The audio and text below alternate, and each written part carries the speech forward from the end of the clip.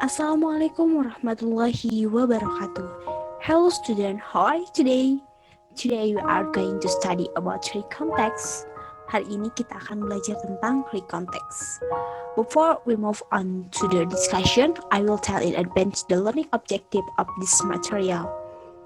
Jadi sebelum kita lanjut ke pembahasan, saya akan memberitahu terlebih dahulu tujuan pembelajaran dari materi ini. Yang pertama yaitu understand about the definition of personal records, memahami tentang definisi personal record. And next, understand about the social function of personal records, jadi memahami tentang fungsi sosial dan cerita pribadi. And next, read some personal records text, jadi membaca beberapa teks personal record. And next, find some past verb in sentence or text, menemukan beberapa kata kerja lampau dalam kalimat atau teks. And next, complete some personal recon text, jadi melengkapi beberapa teks personal recons. And next, write text about personal experience, jadi menulis teks tentang pengalaman pribadi. And tell about personal experience in the form of recontext, jadi menceritakan tentang pengalaman pribadi dalam bentuk teks recounts. And the last is practice a dialogue or retell a personal recontext, jadi berlatih berdialog atau menceritakan kembali teks recounts. Oke, sebelum kita ke materi, saya mempunyai beberapa pertanyaan bersama kalian. Do you have a favorite idol? Apakah kalian punya idola favorit? Atau have you ever told your idol? Apakah kalian pernah menceritakan idola kalian? Baik menceritanya ke saudara, ke teman, ke ayah, ibu, atau ke siapa saja? Or do you have any interesting, happy, or sad when you visited a place? Apakah kalian mempunyai kenangan yang menarik, bahagia atau sedih ketika kalian mengunjungi suatu tempat? For example, you have visited a beach. Kalian pernah mengunjungi sebuah pantai. Pasti kalian pernah menceritakan pengalaman tersebut ke teman-teman kalian, saudara, ataupun kepada yang lainnya. Nah, pengalaman yang kalian rasakan ketika dituangkan dalam bentuk tulisan dinamakan recontext atau text recounts. Kemudian, dari text recount ini ada beberapa jenis. Yang pertama adalah personal recounts. Personal recount text tells about the author personal experience. Jadi pada personal recounts menceritakan tentang pengalaman pribadi penulis. For example, contohnya yaitu kegiatan liburan di Yogyakarta, pengalaman mengunjungi pantai, atau pengalaman bertemu dengan idola kalian. Kemudian, the second is factual recount. Factual recount is a context that refers the event that actually occurred. For example, like the Sriwijaya airplane accident that recently happened. Jadi factual recount adalah recontext yang menyajikan laporan peristiwa yang benar terjadi. Contohnya seperti kejadian kecelakaan pesawat Sriwijaya yang baru-baru ini terjadi. Nah, seperti itu. Kemudian yang ketiga yaitu biographical recount.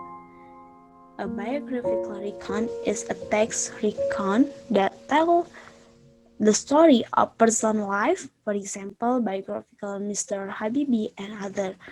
Jadi pada biografi text recount ini adalah text recount yang menceritakan kisah hidup seseorang, contohnya biografi dari Bapak Habibie dan lain sebagainya. Kemudian dan yang terakhir ada imaginative recount. Imaginative recount ini is presenting imaginative stories based on event that have happened. Jadi menyajikan cerita imajinatif berdasarkan kejadian yang telah terjadi. Contohnya, kamu bermimpi, kemudian kamu menceritakan kembali mimpi kamu. Tapi pada mimpi kamu itu hanya berupa hayalan. Nah, maka pada kali ini kita hanya akan mempelajari terlebih dahulu dari personality context-nya saja. Oke, student, apakah ada yang tahu apakah itu personality context? Ya, personality context is a text that retells events or experience in the past. Jadi personality context adalah teks yang menceritakan kembali peristiwa atau pengalaman di masa lalu. And next, personality context itu mempunyai tujuan. The purpose of a personality context is to list and describe past experience by retelling events in the order in which they happened. Nah, ini adalah tujuan dari personality context. Kemudian, pada personality context ini mempunyai 3 generic structure. The first is orientation. Pada orientasi ini, penulis mengenalkan informasi siapa, di mana, dan kapan peristiwa itu terjadi. Kemudian, second is event. Pada event ini, penulis menjelaskan beberapa kejadian yang telah terjadi. And the last is reorientation. Dan pada reorientation ini, penulis memberikan comment of the writer to the story. Jadi, biasanya berisi kesan dari peristiwa yang dialami. Reorientation ini sifatnya opsional, kadang ada, kadang juga tidak. Kemudian, pada personality context ini mempunyai language feature atau tata bahasanya. Yang pertama, pada personality context ini menggunakan simple past tense. Dan yang kedua, menggunakan action verb. Dan yang ketiga, using adverb of time. Dan yang keempat, using conjunction.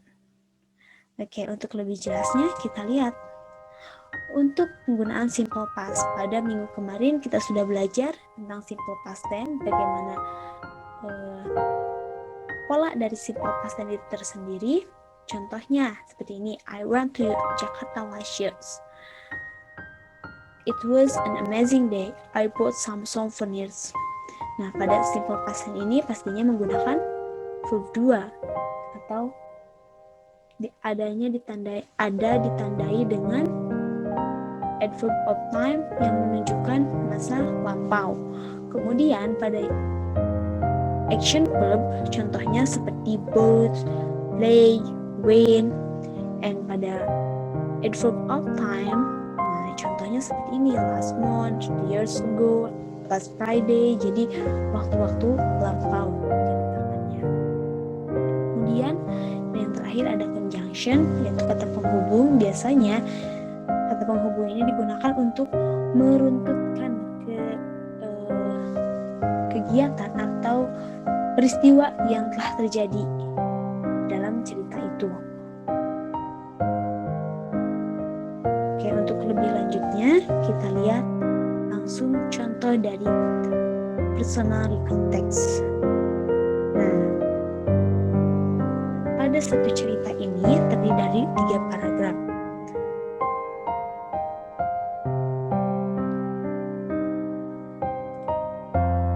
Ini adalah contoh dari personality context. Kalian bisa membacanya terlebih dahulu, kemudian kita langsung analisis saja pada personality context supaya bisa lebih jelas kembali. Nah, pada judulnya itu Meet Bang Pamungkas. Jadi on Friday there was a football match between Indonesia and Japan. It held on Gelora Bung Karno Stadium. I went to Gelora Bung Karno Stadium with my friend Aldo. Jadi pada hari Jumat ada pertandingan sepak bola antara Indonesia dan Jepang bertempat di Stadion Gelora Bung Karno. Saya pergi ke Stadion Gelora Bung Karno bersama teman saya. Namanya itu Aldo.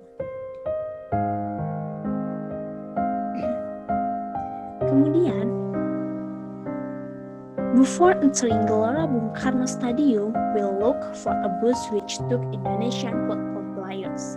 Then we follow that bus to main entrance. I found that Bambang Pamungkas left from the bus. When we want to get closer to Bambang Pamungkas, the security guard held me back. But the security guard was familiar to me. He was my old friend, Budi. After that, he let me in. Finally, I could meet Bambang Pamungkas and got his autograph. Jadi sebelum memasuki Stadion Gelora Bung Karno, kami mencari bus yang membawa para pemain sepak bola Indonesia.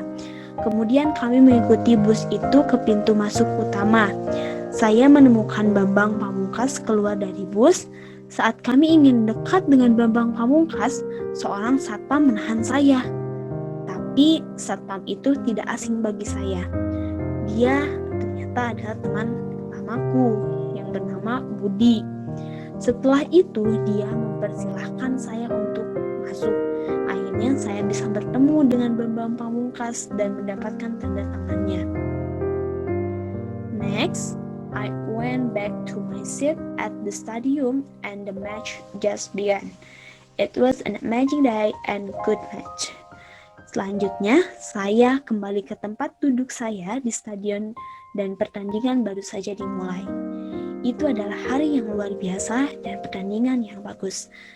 Nah, mari kita analisis pada 3 paragraf ini.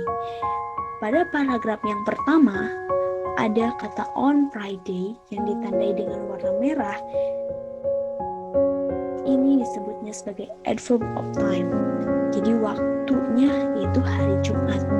Kemudian ada kata I di sini yang ditandai dengan warna biru. Ini disebutnya sebagai partisipan. Dan kemudian ada tulisan Gelora Bung Karno Stadium yang ditandai dengan warna hijau. Ini dikategorikan sebagai adverb of place.